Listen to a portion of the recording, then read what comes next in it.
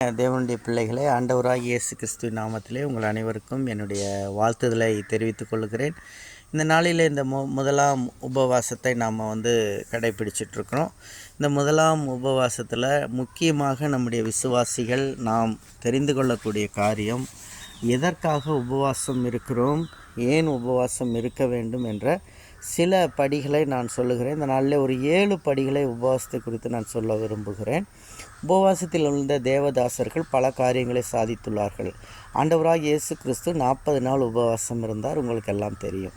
அதே போல் இயேசு கிறிஸ்து மட்டுமல்ல, இன்னும் நினிவே பட்டணம் அழிக்காமல் உபவாசத்தில் காக்கப்பட்டது என்பது நமக்கு எல்லாருக்கும் தெரியும்.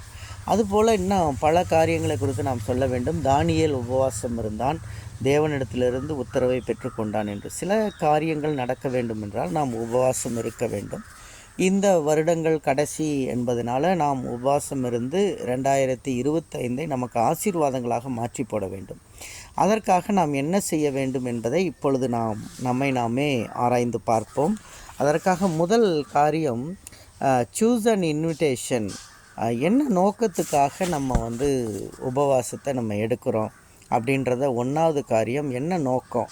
எனக்கு இந்த காரியம் நடக்கணும், என் பிள்ளைகளுக்கு நடக்கணும், என் குடும்பத்துக்கு நடக்கணும், எனக்கு இவ்வளோ தேவைகள் இருக்குது, நல்ல ஒரு வீடு கட்டணும், அல்லது நல்ல ஒரு கார் வாங்கணும், நல்ல ஒரு பைக் வாங்கணும், நல்ல நகை வாங்கணும், இப்படி நிறைய தேவைகள் இருக்கலாம். அதுக்காக உபவாசம் இருக்கலாம், தவறுகள். சில நேரங்களில் சில வியாதிகள் சுகமாக வேண்டும், சில நம்முடைய உறவினர்களுக்கு நல்ல குணங்கள் வேண்டும், நல்ல எண்ணங்கள் வேண்டும், நல்ல மனிதர்களாய் அவர்கள் வர வேண்டும் என்பதெல்லாம் நாம் உபவாசத்திலே எடுத்துக்கொள்ளக்கூடிய சில முக்கியமான காரியமாக இருக்கிறது. ஆகவே இந்த நோக்கத்தை நாம் எழுதி வைத்து கொள்ள வேண்டும். 2வது காரியம், இன்வைட் காட். உபவாசத்தில் முக்கியமாக நம்ம எடுத்து காலையிலேருந்து மதியம் வரைக்கும் எடுக்கிறோம் அப்படின்னா, அந்த மதியானம் வரைக்கும் தேவனை அழைக்கணும். ஒவ்வொரு நேரமும் நிமிஷங்களும் தேவனை அழைக்கணும். You always want to invite God always. எப்போதும் யாரை அழைக்கணும்னா தேவனை அழைச்சிக்கிட்டே இருக்கணும். தேவனை அழைச்சி கூப்பிட்டு ஒவ்வொரு முறையும் நம்ம செய்யணும். இது 2வது காரியம், தேவனை அழைத்தல். 3வது காரியம், ஆஸ்க் ஃபார் கிரேஸ்.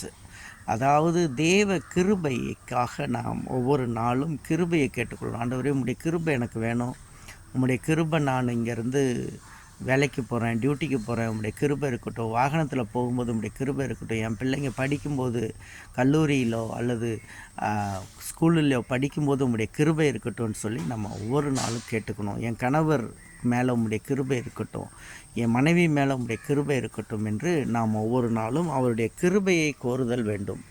இந்த உபவாசத்தில் 4வது காரியம், repent your prayer, repeat your prayer. அதாவது ரிப்பண்ட் அல்ல, ரிப்பீட் யுவர் ப்ரேயர் என்று சொல்லும்போது மறுபடியும் நினச்சி ஜெபிக்கணும். சில காரியங்களை மனசுக்குள்ளே அப்படியே ஆணித்தரமாக அடிக்கடி நினச்சிட்டே இருக்கணும். ஆண்டவர் இதை எனக்கு செய்ய போகிறார், நான் இதுக்காக ஜெபிச்சிருக்கேன், இந்த ஃபாஸ்டிங்கில் இது எனக்கு செய்ய போகிறார் அப்படின்ற ஒரு ரிப்பீட்டிங் காரியங்கள் நமக்குள்ளே வேணும். அதை நான் அடிக்கடி நம்ம சொல்லிக்கணும். இந்த 3 நாட்களில் சொல்லிக்கணும்.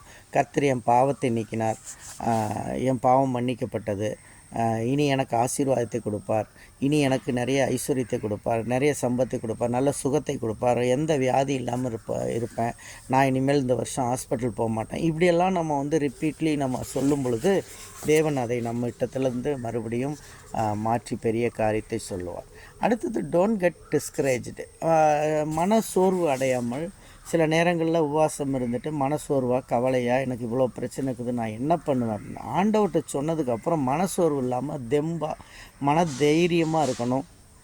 கர்த்தர் நடத்துவார் என்ற விசுவாசத்தில் காத்திருக்க வேண்டியது ரொம்ப அவசியமாக இருக்கிறது, அருமையான தேவனுடைய பிள்ளைகளை. அடுத்ததாக நாம் முக்கியமாக பார்க்கும்போது 6வது காரியம், வேதத்தை அடிக்கடி தியானிக்கணும். வேத வசனங்களை தியானிச்சுட்டே இருக்கணும். உபவாசத்தில் ஒரு வேளை நீங்கள் ட்ராவலில் இருக்கலாம், ஒரு வேளை நீங்கள் உபவாசத்தில் பயணத்தில் இருக்கலாம், டியூட்டியில் இருக்கலாம் நீங்கள். ஆனால் வேத வசனங்களை அடிக்கடி தியானித்து கொண்டே இருக்க வேண்டும். நான் கூட இன்னும் கொஞ்சம் நேரத்தில் நான் பயணப்பட வேண்டி இருக்கிறது. இருப்பினும் அப்படி பயணப்பட்டாலும் நான் தேவனை தியானித்து சிந்தித்து போகின்ற இடங்களெல்லாம் அவருடைய சிந்தனையிலே நிரம்பியிருக்க வேண்டும். உபவாச நேரங்களிலே தனியான இடத்தை ஒதுக்கி வீட்டிலே அறையிலே அமர்ந்து வேதம் வாசித்து ஜெபித்து எல்லா காரியத்தையும் எழுதி வைத்து ஜெபித்தலும் ரொம்ப ஆணித்தரமானது, நல்லதும் கூட.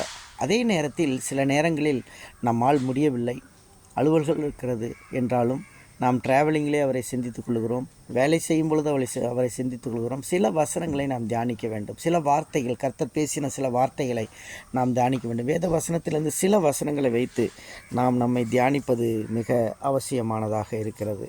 அடுத்ததாக பார்த்தோம் என்று சொன்னால், 7வது காரியம் ஹங்கர் பேங் என்று அழைப்பார்கள். அதாவது நமக்கு பசி வரும் பொழுது, வயிற்றில் சாப்பிடாமல் இருக்கும்போது வயிறு கில்லும், பசி வரும். அந்த நேரத்தில் என் தேவைகள் சந்திக்கப்படுகிறது என்பதை நாம் விசுவாசிக்க வேண்டும். அல்லேலூயா. நம்முடைய தேவைகள் சந்திக்கப்பட வேண்டும் என்று சொல்லி விசுவாசிக்க வேண்டும். ஆகவே தேவனுடைய பிள்ளைகளை, இந்த நாளிலே தேவன் உங்களை ஆசீர்வதிப்பார். கர்த்தர் உங்களை பலப்படுத்துவார். விசேஷமாக உங்களை தேவன் தன்னுடைய ஒரே பிள்ளையாக உங்களை எடுத்துக்கொள்வார். இப்பொழுதும் கூட தேவன் உங்களை ஆசீர்வதித்து வழிநடத்தவும் மற்ற காரியங்களுக்கு இந்த முதல் நாள் உபவாசம் உங்களுக்கு சக்ஸஸ்ஃபுல்லாக இருக்கட்டும். இந்த மறுபடியுமாக இந்த காரியங்களை நான் தமிழிலே சொல்லுகிறேன். முதல்ல என்ன நோக்கத்துக்காக இருக்கிறோம் என்பதை நாம் தெரிந்து கொள்ள வேண்டும். அடுத்ததாக 2வது காரியம், தேவனை அழைக்க வேண்டும் உபவாசத்தில். 3வது, அவருடைய கிருபை கேட்டுக்கொள்ள வேண்டும். நான் நடக்கும்போது உம்முடைய கிருபை வேண்டும், நான் படுக்கும்போது, நான் எந்திரிக்கும்போது, நான் உட்காரும்போது, நான் கைடு செய்கிற எல்லா வேலைகளிலும் உம்முடைய கிருபை வேண்டும் என்று சொல்லி நாம் கேட்டுக்கொள்ள வேண்டும். அவருடைய கிருபைக்காக நாம் ஜெபிக்கணும். அடுத்ததாக மறுபடியும் நாம் நினைத்து கொள்ள வேண்டும். ஒவ்வொரு நிமிடங்கள் இந்த உபவாச நாட்களிலே வேறு சிந்தனை இல்லாமல் மறுபடி ஒன்ஸ் அகெயின் நம்ம இந்த மாதிரி திங்கிங்லே இருக்க வேண்டும். அடுத்ததாக மனசோர்வு அடையாமல் இருக்க வேண்டும், மனம் ஃப்ரஸ்ட்ரேஷன் அடையாமல் இருக்க வேண்டும். அடுத்ததாக வேத வசனத்தை நன்றாய் தியானியுங்கள். வேத வசனத்தின் வார்த்தைகளை தியானியுங்கள். கர்த்தர் நல்லவராய் இருக்கிறார், அவர் கிருபை என்றும் உள்ளது, அவருடைய உண்மை சத்தியம் தலைமுறைக்கும் உள்ளது. இது போன்ற வசனங்களை நினைத்து நான் போகும் பொழுது கர்த்தர் என்னுடைய கிருபை என்னோடு இருக்கும், என் பிள்ளைகளோடு இருக்கும், என் கணவரோடு இருக்கும், என் மனைவியோடு இருக்கும் என்று சொல்லி நாம் ஒவ்வொரு நாளும் இவ்விதமான கிருபைகளுக்காக நாம் ஜெபிக்க வேண்டும். அடுத்ததாக மனசோர்வு அடையாமல், பல காரியங்களை குறித்து நாம் நினைத்து கவலைகளிலே ஜெபிக்கும் பொழுது சில நேரங்கள் மனசோர்வு வரும். இவ்விதமான மனசோர்வுகள் நமக்கு வராதபடி நாம் நம்மை பார்த்து நன்மை செய்கிறவர்களாக அதை சிந்தித்து கொண்டு கர்த்தர் அதை சந்திக்கிறார் என்பதை நீங்கள் நினைத்து கொள்ள வேண்டும். 6வது காரியம், வேத வசனத்தை எப்போதும் தியானியுங்கள். 7வது காரியம், பசி வயிறை பிடுங்கும் பொழுதெல்லாம் என்னுடைய காரியம் சந்திக்கப்பட வேண்டும் என்று விசுவாசிக்க வேண்டும். தேவ பிள்ளைகளே, இந்த முதல் நாள் உபவாசம் உங்களுடைய வாழ்க்கையிலே I wish you all the success. எல்லா சக்ஸஸையும் தேவன் தருவாராக. தேவன் உங்களை பலப்படுத்துவாராக. May God bless you. நாம் ஜெபிப்போம். அன்பின் கர்த்தாவே, உம்மை துதிக்கிறோம், உம்மை ஸ்தோத்தரிக்கிறோம். விசேஷமாக இந்த முதல் நாள் உபவாசம் என்னுடைய பிள்ளைகளுக்கு ஆசீர்வாதமாய் மாறி போக வேண்டும்.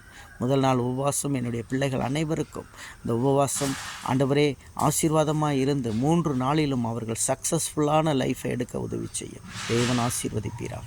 நசரேயனாகிய இயேசு கிறிஸ்துவின் நாமத்தில் வேண்டிக் கொள்கிறேன் பரமபிதாவே. ஆமென்.